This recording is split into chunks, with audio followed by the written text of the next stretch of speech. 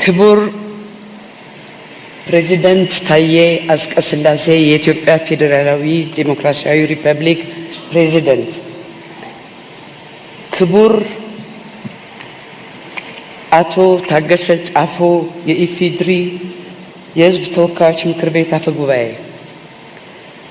ክቡር አቶ አገኘሁ ተሻገር የፌዴሬሽን ምክር ቤት አፈ ጉባኤ፣ ክቡር አቶ ቴዎድሮስ ምህረት የጠቅላይ ፍርድ ቤት ፕሬዝዳንት፣ ክቡር አቶ ተመስገን ጥሩነህ የኢፌዴሪ ምክትል ጠቅላይ ሚኒስትር፣ ክቡር አቶ አዳም ፋራህ በምክትል ጠቅላይ ሚኒስትር ማዕረግ የብልጽግና ፓርቲ ምክትል ፕሬዝዳንት፣ ክቡር ዶክተር ሙላቱ ተሾመ የቀድሞ የኢፌዴሪ ፕሬዝዳንት፣ Your Excellency Uhuru Kenyatta, former President of Kenya, Your Excellency Olusegun Obasanjo, former President of Nigeria, Dr. Worቅነህ ገበየሁ የኢጋድ ዋና ጸሐፊ፣ ክቡር የተከበራችሁ የክልል ርዕሳነ መስተዳድሮች፣ የተከበራችሁ የአዲስ አበባና የድሬዳዋ ከተማ አስተዳደር ከንቲባዎች፣ የተከበራችሁ ሚኒስትሮች፣ የተከበራችሁ የኢትዮጵያ ሀገራዊ ምክክር ኮሚሽን ኮሚሽነሮች፣ የተከበራችሁ አምባሳደሮችና ዲፕሎማቶች፣ የተከበራችሁ የኢትዮጵያ ሀገራዊ ምክክር ጉባኤ ተመካካሪዎች፣ ክቡራትና ክቡራን፣ በመጀመሪያ ይህንን ታሪካዊ ሀገራዊ እሴት ያለው ጉባኤ በስኬት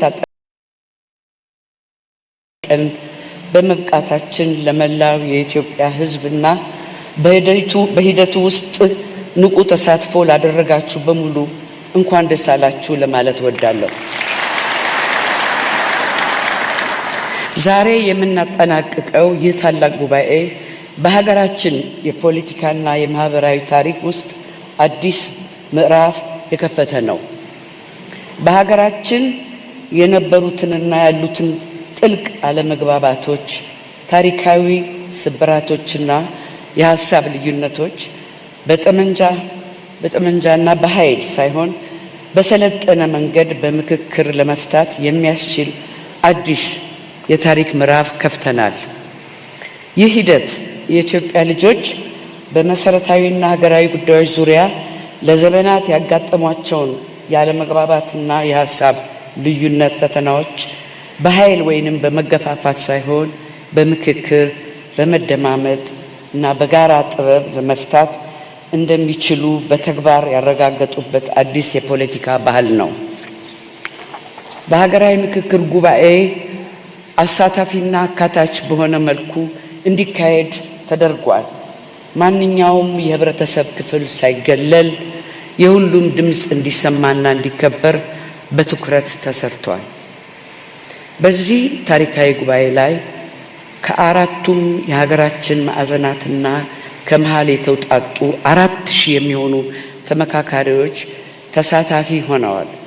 እነዚህ ተሳታፊዎች ከህብረተሰብ ክፍሎች፣ ከፖለቲካ ፓርቲዎች፣ ከተለያዩ ተቋማትና ማህበራት፣ ከመንግስት አካላት፣ ከታዋቂ ሰዎች፣ ከቀድሞ ታጣቂዎች እንዲሁም ከዲያስፖራው ማህበረሰብ የተወከሉ በመሆናቸው ጉባኤው የመላው ኢትዮጵያ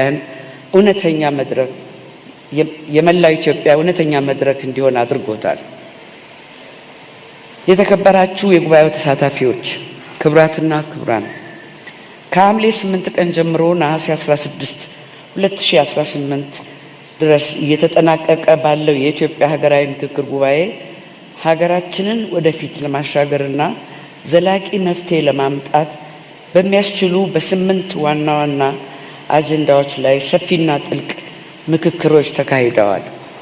እነዚህ አጀንዳዎች የሀገራችንን መሰረታዊ ችግሮችን የዳሰሱና ለነገዋ ኢትዮጵያ መሰረት የሚጥሉ ናቸው። በዋናነትም በሀገር ግንባታ፣ በመንግስት አወቃቀርና ቅርጽ፣ በፌዴራል ከተሞች፣ በሃይማኖት ጉዳዮች፣ በተቋማት ግንባታ፣ በማህበራዊና ኢኮኖሚያዊ እንዲሁም የአርሶ አደሮችና አርብቶ አደሮች ጉዳዮች፣ በሰላም ግንባታ፣ በሙስናና መልካም አስተዳደር አጀንዳዎች ዙሪያ ሰፋፊ ምክክሮች ተደርገዋል። በእነዚህ ጉዳዮች ላይ የተካሄደው ምክክር ቀላል አልነበረም። ልዩ ልዩ ሀሳቦች ተንጸባርቀዋል። የእይታ ልዩነቶች ተገልጸዋል። በአንዳንድ ጉዳዮችም ጥልቅ የሀሳብ ልዩነቶች ታይተዋል።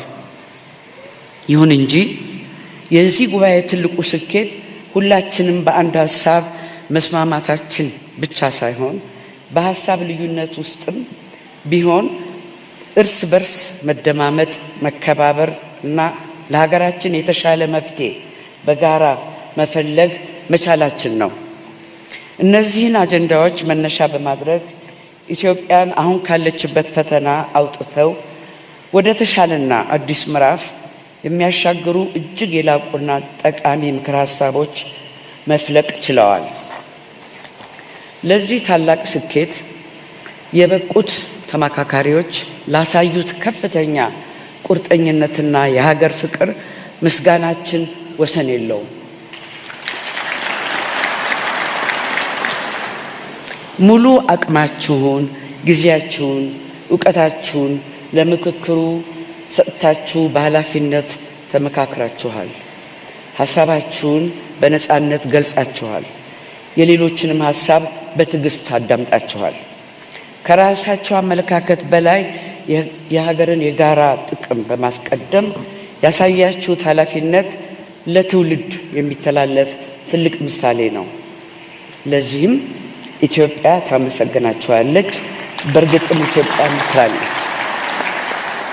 ክብራትና ክብራን፣ በመጨረሻም ይህ ሀገራዊ ምክክር በዛሬው ዕለት ሲጠናቀቅ ትልቅ ውጤታችን የምክር ሀሳቦች ስብስብ ብቻ አይደለም። ከምንም በላይ በኢትዮጵያ ውስጥ የሚታዩ አለመግባባቶችንና የሀሳብ ልዩነቶችን በምክክር በውይይትና በመደማመጥ የመፍታት ባህል እንዲዳብር መሰረት የጣለ መሆኑ ነው። ከእንግዲህ ልዩነቶቻችን የመለያያ ሳይሆን የመበልጸጊያ፣ የመመካከሪያ አጀንዳዎችን የሚሆኑበት መንገድ አመላክቶናል።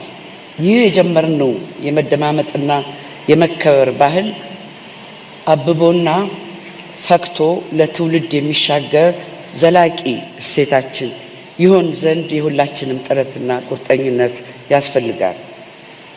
ከዚህ ምክክር ውስጥ ኢትዮጵያን ወደ ተሻለ ነገ ለማሻገር የሚረዱ በርካታ ምክር ሀሳቦች ፈልቀዋል። እነዚህ ምክር ሀሳቦች የተለያዩ ድምጾች፣ ልምዶችና የሕዝብ ፍላጎቶች ውጤቶች ናቸው። ይህንን ታላቅ ሀገራዊ ሂደት ወደሚቀጥለው የተግባር ምዕራፍ ለማስተላለፍና የተገኙት ሀሳቦች ለሀገራችን መሻሻል እንዲውሉ የሁላችንም ትኩረትና ኃላፊነት ይጠይቃል። የኢትዮጵያ ሀገራዊ ምክክር ኮሚሽን በከፍተኛ ጥረት የተገኙት ምክር ሀሳቦች በመንግስትና በሚመለከታቸው አካላት ሁሉ ተግባራዊ እንደሚደረግ ያምናል። ይህ ጉባኤ የአዲስ ባህል መጀመሪያ ነው። በኢትዮጵያ የሚታዩ አለመግባባቶችና የሀሳብ ልዩነቶች በምክክር የመፍታት ባህል እንዲዳብር መሰረት ጥሏል። ከዛሬ በኋላም ልዩነቶቻችን ሊታረቁ እንደማይችሉ ጉዳዮች ሳንመለከት የጋራ መማሪያና የተሻለ መፍትሄ መነሻ ማድረግ ይገባናል። የምንለያይበት ጉዳይ ቢኖርም የምንጋራት አገር አንድ ናት።